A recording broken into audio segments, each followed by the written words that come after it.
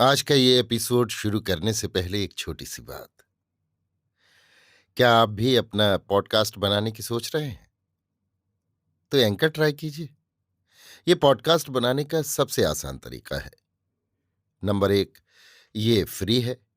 Number 2, इसमें कई सारे ऐसे टूल्स हैं जो आपको अपने फ़ोन और कंप्यूटर पर रिकॉर्ड और एडिट करने की फैसिलिटी देते हैं।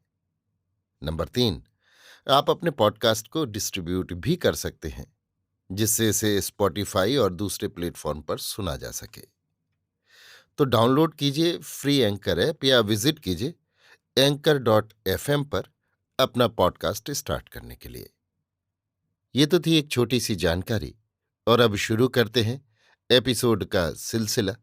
तो आज के एपिसोड में लीजिए सुनिए फणीश्वर नाथ रेणु के लिखे उपन्यास मैला आंचल का भाग 63, मेरी यानी समीर गोस्वामी की आवाज में। जोतकी काका के दरवाजे पर भीड़ लग गई है। ठीक कहते थे जोतकी काका। अभी क्या हुआ है? अभी और बाकी है। अक्षर अक्षर सब बात फल गई। ऐसे अगर जानी आदमी की बात काटने का नतीजा सारा गांव भोग रहा है। जंगली जड़ी बूटी से ही जोतकी काका टनमना गए हैं। खुद उठ नहीं सकते। बोली साफ नहीं हुई है। घिघियाकर मुंह टेढ़ा करके बोलते हैं, छयाच छयाच आ, अर्थात सर्वनाश सर्वनाश। हाँ, सर्वनाश होगा। जोतकी काका, आज हुक्म हुआ है कि सारा दिन बासी मुंह रहकर शाम को कमला के किनारे जल प्रवाह करना होगा। खेलावन यादव अब जोतकी जी की बात कभी नहीं काट सकता। जोतकी जी ने कहा था, 18 साल की उम्र में सकलदीप को माता पिता वियोग लिखा हुआ है। एकदम फल गई बात। सकलदीप 2 महीने तक बिलल्ला की तरह कलकत्ते में भटकता रहा। ससुर पकड़ लाया है। उसका भी पराचित करना होगा। होटल में बर्तन मांजता था। जोतकी जी इशारे से कहते हैं, नहीं, हरगिज नहीं, ऐसा काम मत करो। जोतकी काका ने क्या कहा? गांधी जी काहे मारे गए? क्या कहते थे? अच्छा हुआ। धित, उनका मगज अब सही नहीं है। दूसरे पहर को जुलूस निकला। बांस की एक रंथी बनाकर सजाई गई है, लाल हरे पीले कागजों से।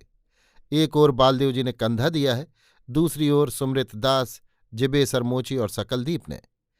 खेलावन यादव नहीं आया है। सकलदीप को बहुत समझाया, गाली दिया, मगर सकलदीप ने तो आकर रंथी में कंधा ही लगा दिया। टनटनांग घड़ी घंट बजता है।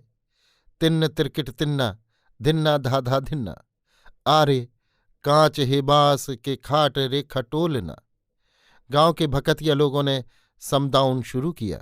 समदाउन की पहली कड़ी ने सबके रोए को कल्पा दिया।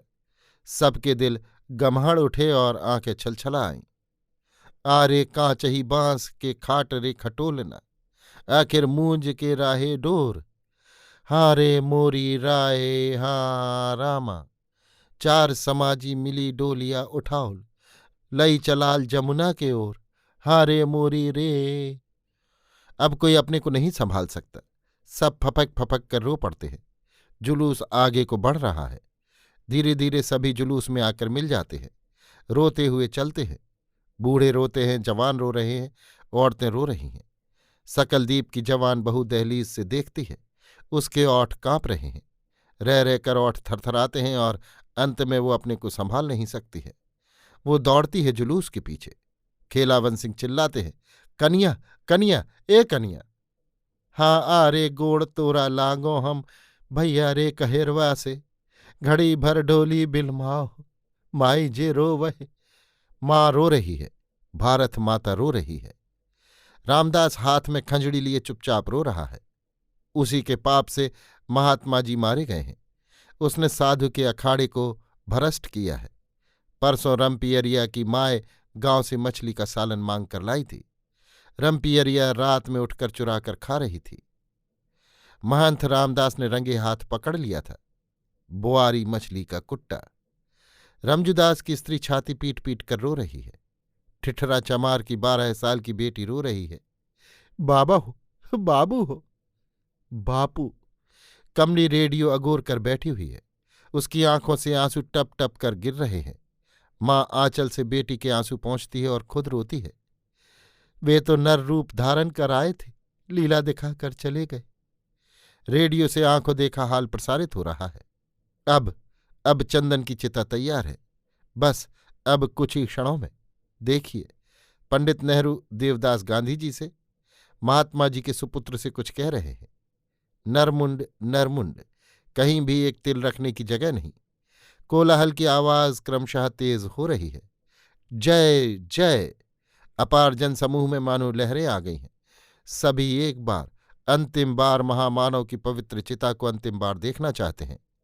एम्बुलेंस गाड़ियां बेहोश लोगों को ढो रही हैं। ओह आह! अब पश्चिम आकाश में सूर्य अपनी लाली बिखेर कर अस्त हो रहा है, और इधर महामानव की चिता में अग्निशिखा, धरती का सूरज अस्त हो रहा है। क्षितिजल पावक, 5 तत्वों का पुतला, गीतावाणी सुनाई पड़ती है। जन्म बंध विनिर्मुक्तः पदम गच्छन्त्य नामयम्। माँ माँ माँ माँ, कमली स्पष्ट सुनती है कोई पुकार रहा है। कौन पुकारता है उसे? माँ। क्या हुआ बेटी? माँ बाहर से दौड़ी आती है। मेरा बच्चा, मेरा मेरा बेटा। ओम शांति शांति।